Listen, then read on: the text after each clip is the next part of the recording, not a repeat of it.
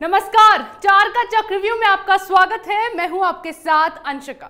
नेता हो या अपराधी, आतंकी हो या जिहादी, कौन किसके चक्रव्यूह में फंसा, इस शो में आपको विस्तार से बताएंगे। चक्रव्यूह में आज सबसे पहले बात अपने ही चक्रकाल में फंसी ममता बनर्जी की, जिसने इंसानियत को शर्मसार करने वाला ऐसा बयान दिया है कि हर जगह बंगाल की मुख्यमंत्री की आलोचना की जा रही है।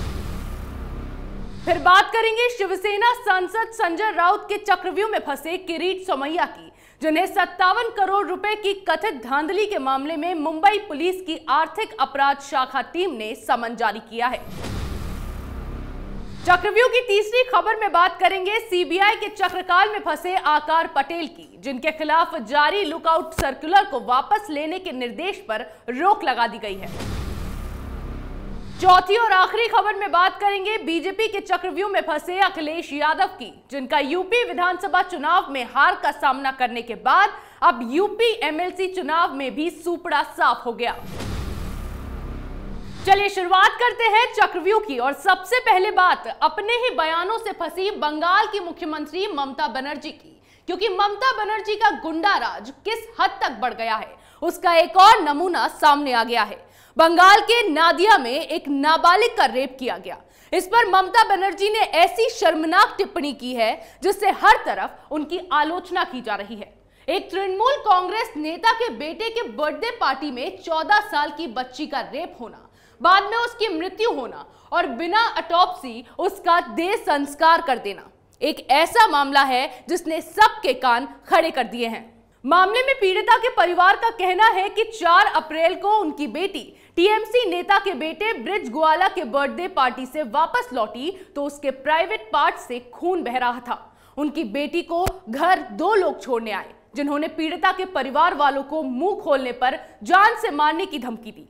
लेकिन अगले ही दिन पीड़िता की तबीयत ज्यादा बिगड़ी और उसकी मौत हो गई, जिसके बाद इंसाफ की मांग करने वाले मृतक लड़की के परिवार ने पुलिस में रिपोर्ट दर्ज करवाई। अब इस मामले में ममता बनर्जी ने शर्मनाक बयान देते हुए दोषी उस लड़की को ही बता दिया और लड़की के परिवार वालों के दावों पर सवाल खड़े करते हुए कहा, आपको कैसे पता कि उसका रेप हुआ? क्या वो प्रेग्नेंट थी या लव अफेयर का मामला था या फिर वो बीमार थी? पुलिस वालों ने उन्हें बताया कि ये लव अफेयर का मामला था जिसमें एक कपल को आजादी होती है। ममता बनर्जी का ये बयान कितना संवेदनहीन है इसे बताने की जरूरत नहीं, क्योंकि वो बच्ची 9वीं क्लास में थी और नाबालिग थी। फिर भी प्रदेश सीएम को लगता है कि इस मामले में निंदा मात्र करने से पहले सुनिश्चित किया जाना चाहिए कि कहीं उसका लव अफेयर तो नहीं था, और अगर लव अफेयर था भी तो भी लड़की के साथ हुए रेप को और उसकी मौत को जस्टिफाई किया जा सकता है। इस बात का जवाब है ममता बनर्जी के पास।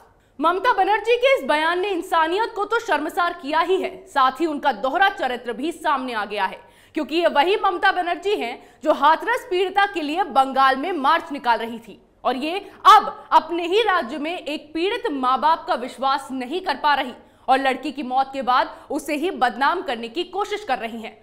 दोनों ही स्थिति लगभग एक ही तरह की है। वहां हाथरस में भी पीड़ित परिवार अपने लिए न्याय की मांग कर रहा था, और यहाँ नादिया गैंगरेप केस में भी पीड़िता के पिता भी अपनी मृतक बेटी के लिए इंसाफ की मांग कर रहे हैं। लेकिन जिस तरह से ममता बनर्जी दोहरा रवैया दिखा रही हैं, उसके बाद सवाल यह है कि क्या रेप पीड़िता के लिए संवेदनाएं इस आधार पर उमड़ती है कि यूपी में भाजपा सरकार है तो वहां हुए हाथरस पीड़िता के लिए अपना समर्थन देना है, और अगर रेप पीड़िता टीएमसी शासित बंगाल की है तो उसके चरित्र पर सवाल उठाना है।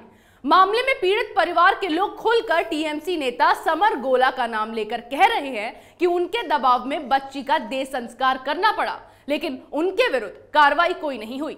समर गोला के बेटे ब्रिज गोला और उसके साथी प्रभाकर पोद्दार को पुलिस ने गिरफ्तार किया है, क्योंकि वो इस मामले के मुख्य आरोपी हैं। लेकिन हैरान करने वाली बात है कि एक महिला होकर ममता बनर्जी ने इस तरह की घटिया बयानबाजी कर एक रेप पीड़िता पर की है और उसके चरित्र पर सवाल खड़े कर उसे बदनाम करने की भी कोशिश की है, जो अब इस दुनिया में ही नहीं है। ऐसे में ममता बनर्जी की इस बयानबाजी के बाद यह कहना बिल्कुल भी गलत नहीं होगा कि खुद को एक मजबूत नेता के रूप में दिखाने वाली ममता बनर्जी इस मुख्यमंत्री की कुर्सी के लायक ही नहीं है।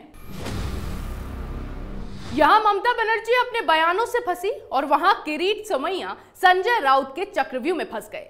बीजेपी नेता किरीट सोमैया और उनके बेटे नील सोमैया के नाम पर मुंबई पुलिस की आर्थिक अपराध शाखा टीम ने समन जारी किया है। दोनों को 13 अप्रैल को मुंबई पुलिस के सामने पेश होना होगा। दरअसल बीजेपी नेता किरीट सोमैया की तलाश में मुंबई पुलिस की आर्थिक अपराध शाखा के अधिकारी उनके दफ्तर पहुंचे। पुलिस को आईएनएस विक्रांत को सुरक्षित करने के लिए जमा चंदे में कथित घोटाले के मामले में किरीट सोमैया की तलाश है।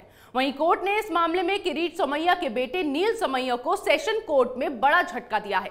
कोर्ट ने उनकी अंतरिम जमानत याचिका भी खारिज कर दी है। बीजेपी नेता और पूर्व सांसद किरीट सोमैया और उनके बेटे नील सोमैया के खिलाफ मुंबई में केस दर्ज किया गया था। दोनों के खिलाफ ये केस धारा 420, 406, 34 के तहत दर्ज करवाया गया था। किरीट सोमैया और उनके बेटे नील सोमैया पर यह केस शिवसेना सांसद संजय राउत ने 57 करोड़ रुपए के घोटाले का आरोप लगाने के बाद दर्ज किया था। इस मामले में सुनवाई से पहले ही किरीट सोमैया और उनके बेटे नील सोमैया की नॉट रीचेबल होने की खबरें सामने आ गई। शिवसेना सांसद संजय राउत ने उनके फरार होने का अंदेशा जताया और कहा कि वो इस वक्त गोवा या गुजरात में हैं। सोमैया फरार आरोपी मेहुल चौकसी के दोस्त हैं। वो उन्हीं की तरह देश से बाहर फरार होने की कोशिश में है। इन सब के बीच किरीट सोमैया पिछले 5 दिनों में पहली बार सामने आए और अपना पक्ष रखते हुए उन्होंने एक वीडियो जारी किया और संजय राउत पर निशाना साधा। सोमैया ने अपने वीडियो में क्या कहा वो भी सुनिए। 2013 दिसंबर में उस समय की कांग्रेस एनसीपी सरकार ने विक्रांत युद्ध नौका को भंगार वाले को 60 करोड़ में बेचने का निर्णय किया। भारतीय जनता पार्टी ने निषेध किया। 10 दिसंबर 2013 को एक प्रतीकात्मक सिंबॉलिक निधि संकलन का कार्यक्रम हमने सिर्फ एक कार्यक्रम किया, 11,000 रुपए इकट्ठे हुए। और आज 10 साल के बाद में शिवसेना नेता संजय राउत कहते हैं कि किरीट सोमैया 58 करोड़ चुराए, उसमें से 4 बिल्डर के थ्रू मनी लॉन्ड्रिंग करके अपने बेटे की कंपनी में ट्रांसफर किए। इसके पहले भी 2 महीने में संजय राउत ने 7 आरोप लगाए, एक का भी एविडेंस नहीं। मुंबई पुलिस के पास एक कागज नहीं है। शिकायतकर्ता बोलता है कि संजय राउत के प्रेस स्टेटमेंट को लेकर हम आए।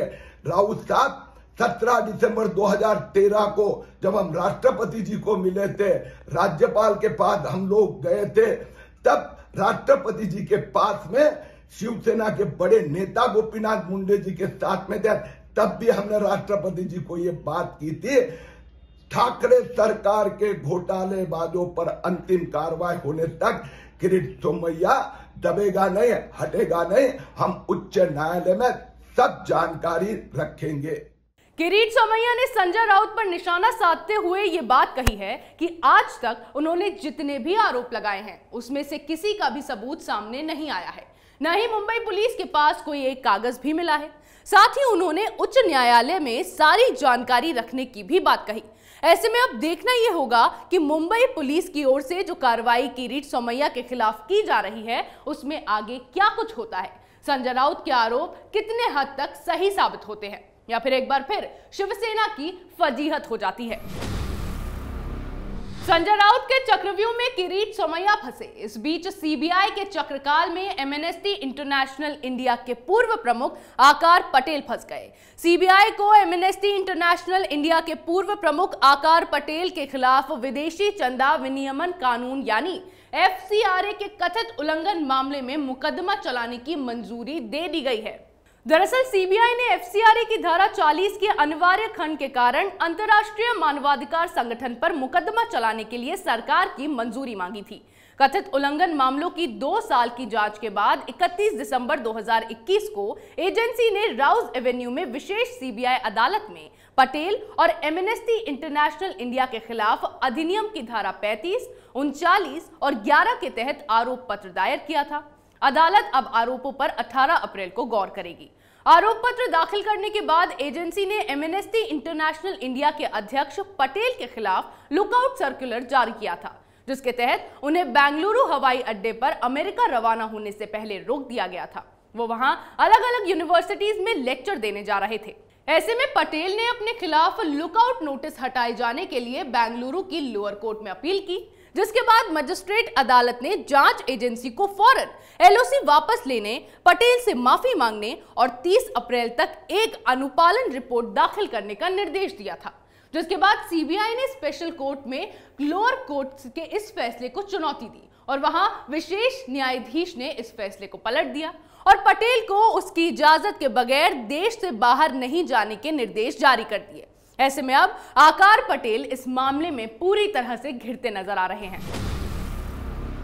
सीबीआई के शिकंजे में आकार पटेल फंसे और जीत के बड़े बड़े दावे करने वाले अखिलेश यादव का एमएलसी चुनाव से भी सूपड़ा साफ हो गया। विधानसभा चुनाव के बाद उत्तर प्रदेश के विधान परिषद चुनावों में भी बीजेपी ने अपनी धाक जमाई है। यूपी विधान परिषद की 36 सीटों में से 33 सीटों पर बीजेपी ने कब्जा किया है। इस प्रचंड जीत के साथ अब यूपी विधान परिषद में भी बीजेपी के पास पूर्ण बहुमत है।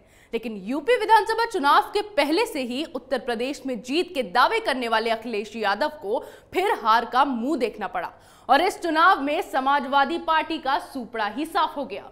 36 में से 33 सीटों पर बीजेपी ने जीत हासिल की और बाकी 3 सीटों पर निर्दलियों ने बाजी मार ली। यूपी एमएलसी की 36 सीटों में से 9 प्रत्याशी पहले ही निर्विरोध निर्वाचित हो चुके थे। इसके कारण विधान परिषद की 27 सीटों पर वोटिंग हुई, जिसमें 95 उम्मीदवार किस्मत आजमा रहे थे। बीजेपी के विजय शिवहरे ने 3266 वोटों से सपा के दिलीप सिंह को हराकर आगरा फिरोजबाद एमएलसी चुनाव में जीत दर्ज की। समाजवादी पार्टी के डॉक्टर दिलीप सिंह को 205 वोट हासिल हुए। प्रथम वरीयता के 1871 मत जीतने के लिए विजयी प्रत्याशी को चाहिए थे। वहीं मेरठ के बीजेपी के धर्मेंद्र भारद्वाज ने जीत हासिल की है। धर्मेंद्र भारद्वाज को 3708 वोट मिले हैं। जौनपुर में लगातार दूसरी बार ब्रजेश सिंह प्रिंसू एमएलसी बने हैं। उन्हें 3130 मत मिले हैं। पूर्व सांसद धनंजय सिंह के करीबी ब्रजेश को इस बार बीजेपी ने प्रत्याशी बनाया था। वहीं सपा के डॉक्टर मनोज कुमार यादव को कुल 772 वोट मिले हैं। समाजवादी पार्टी के उम्मीदवार डॉक्टर कफिल खान एमएलसी चुनाव हार गए। बीजेपी प्रत्याशी डॉक्टर रतन पाल सिंह को 4255 वोट मिले हैं। वहीं बहराइच में एमएलसी चुनाव में बीजेपी की प्रत्याशी प्रज्ञा त्रिपाठी ने जीत दर्ज की है। रायबरेली में बीजेपी प्रत्याशी एवं राज्य मंत्री स्वतंत्र प्रभार दिनेश प्रताप सिंह एमएलसी चुनाव में 2000 से ज्यादा मतों से जीते हैं। उन्होंने अपने प्रतिद्वंदी और समाजवादी पार्टी के जिला अध्यक्ष वीरेंद्र यादव को करारी मात दी। चुनाव के जो नतीजे सामने आए उसके बाद समाजवादी पार्टी का सूपड़ा फिर एक बार साफ हो गया। अखिलेश यादव यूपी विधानसभा चुनाव के समय से ही इस बात का दावा करते आए थे कि उत्तर प्रदेश में इस बार समाजवादी पार्टी की सरकार होगी, लेकिन जब उसके नतीजे सामने आए तो अखिलेश यादव की बोलती ही बंद हो गई। फिर उन्होंने विधान परिषद चुनावों में भी ऐसे ही दावे किए, लेकिन फिर एक बार उनके दावे खोखले निकल गए, जिससे कि अखिलेश पर दोहरी मार पड़ रही है। एक तरफ चुनाव में करारी हार तो दूसरी तरफ पार्टी नेता भी उनसे नाराज हो रहे हैं। हाल ही में आजम खान और अखिलेश यादव के बीच भी अब दरार की खबरें सामने आने लगी थी, जिससे समाजवादी पार्टी को बड़ा नुकसान होने वाला है। ऐसे में उत्तर प्रदेश में नेता प्रतिपक्ष की भूमिका निभाने वाले अखिलेश यादव की पार्टी के साथ उत्तर प्रदेश में बड़ा खेल हो गया है। चक्रव्यूह में मेरे साथ आज इतना ही। कल फिर कौन किसके चक्रव्यूह में फंसेगा नए मुद्दों के साथ पेश होंगे और दिखाएंगे कई और सनसनीखेज खुलासे। तब तक के लिए देखते रहिए कैपिटल टीवी।